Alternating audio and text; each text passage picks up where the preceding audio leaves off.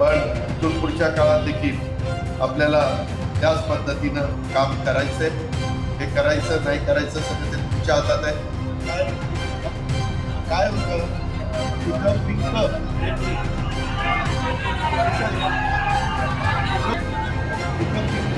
तिथं विकत.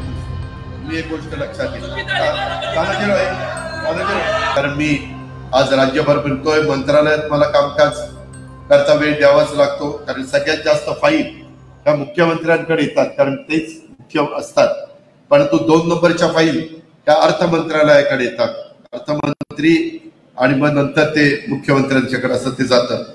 पण इथून पुढच्या काळात देखील आपल्याला त्याच पद्धतीनं काम करायचंय. हे करायचं नाही करायचं सगळं ते तुमच्या हातात आहे. कारण मी पण शेवटी माणूस आहे. मला पण कधी कधी विचार येतो किंवा एवढी सगळी कामं करून बारामतीकर वेगळा पण निर्णय त्या ठिकाणी देऊ शकता. तर मग आपण पण आता 33-34 वर्ष झाली. मी तर आता दुसऱ्यांना खासदार करू शकतो. राज्यसभा दुसरा देऊ शकतो. आता नितीनला दिली, त्याच्या आधी मी नाही, परंतु पार्लमेंटरी बोर्डाने सुनेत्राला दिली, त्याच्या आधी आम्ही प्रफुल्ल पटेल साहेबांना दिली वगैरे वगैरे. आमदार पण मध्ये राजेश विटेकरला केलेलं तुम्ही पाहिलं.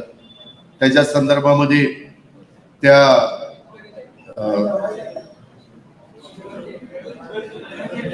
शिवाजीराव गर्जे अनेक वर्ष पक्षाचं काम करतात, त्यांना आपण केलं. आता ह्याचं काय होते मला माहित नाही अजून राज्यपाल नियुक्त. पण अशी जर गंमत होणार असेल तर झाकली मूठ 1.25 लाखाची चांगली. आपण पहिल्याच दिवसापासून लाखांनी निवडून येणारी माणसं कुठं. आता आपल्याला पण मी आता 65 वर्षात झालो. आपण पण तसंच समाधानी. आपल्याला काही सुका बिका आम्ही मोटारी आमच्या काय करायचं ते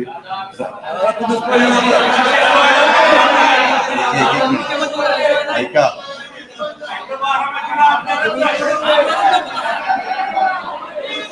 एक मिनिट.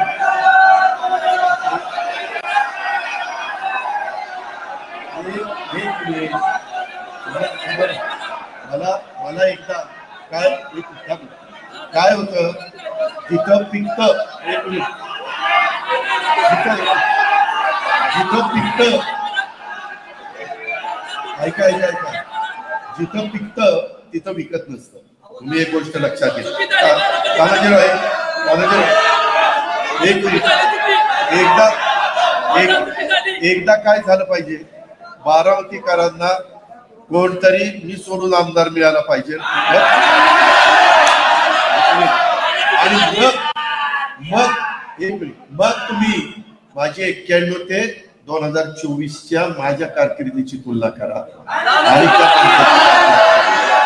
त्याच्यामध्ये तुम्हाला काय ते खोटं नाही सांगत. कार्यकर्त्यांना नीट लक्षात घ्या.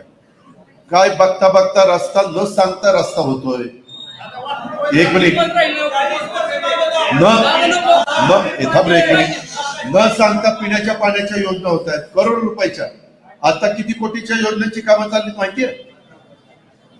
750 कोटी बारामती शहर सोडून. कशाला म्हणतात 750 कोटी?